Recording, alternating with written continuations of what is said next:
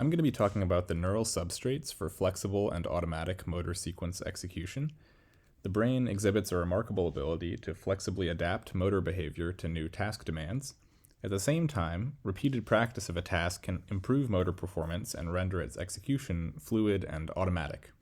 In this work, we investigate how the neural circuits underlying automatic motor sequences differ from those underlying flexible motor behavior.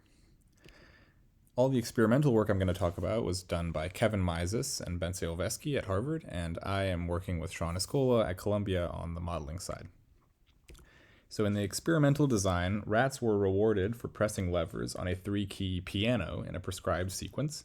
Rats were trained to execute sequences of 3 lever presses in 2 different kinds of sessions.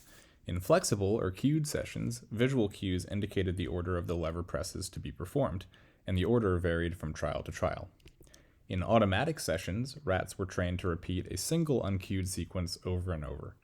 This overtrained automatic sequence was kept consistent for each rat.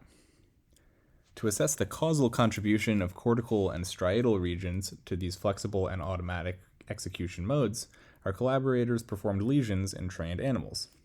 They found that lesions to dorsolateral striatum disrupted automatic but not flexible task performance.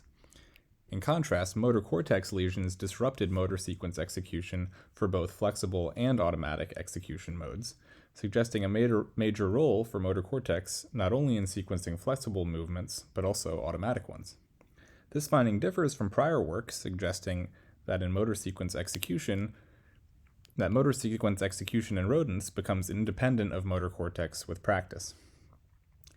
Interestingly, in providing a potential resolution to this discrepancy, our collaborators found that when rats were only trained on the automatic task, rather than being trained on both automatic and flexible execution modes, their performance was now resilient to motor cortex lesion. This result suggests that performance of similar movements in the flexible context interferes with subcortical consolidation of overtrained motor sequences.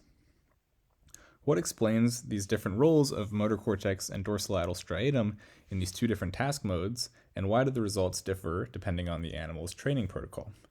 To address these questions, we developed a computational model of the task involving 2 parallel recurrent neural networks corresponding to a motor cortex-mediated pathway and a subcortical pathway encompassing dorsolateral striatum.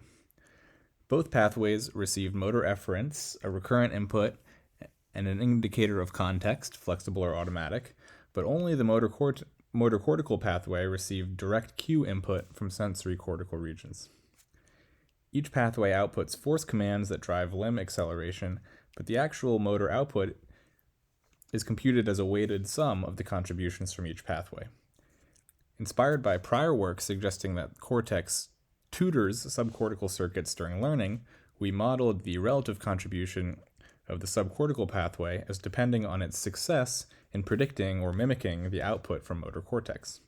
A good prediction indicates that subcortical consolidation has been successful and that motor cortex outputs can be ignored. Conversely, a poor copy points to the continued necessity of motor cortex due to its privileged access to sensory inputs. We trained the entire system to perform both the flexible and automatic tasks and found that the key lesion results in the experimental data were explained by the model.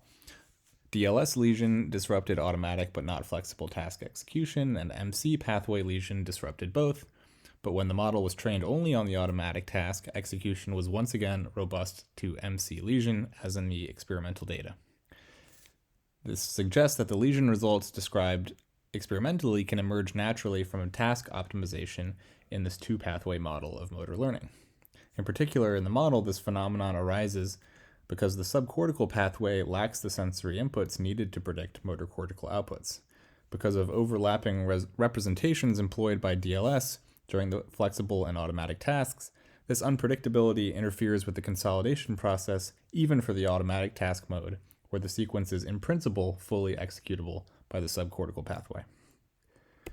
One additional prediction of our model is that both motor cortex and DLS should represent information about egocentric movement kinematics, but that lever sequence information should primarily be represented in motor cortex.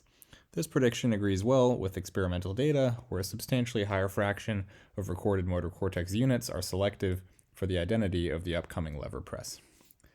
So In conclusion, we've provided evidence that distinct neural pathways, cortical and subcortical, are involved in flexible and automatic motor sequence execution in rodents, and that this distinction can arise in a two-pathway neural network model in which a cortical pathway has privileged access to sensory input relevant to the task, and in which continued cortical engagement is driven by subcortical prediction errors. Thank you.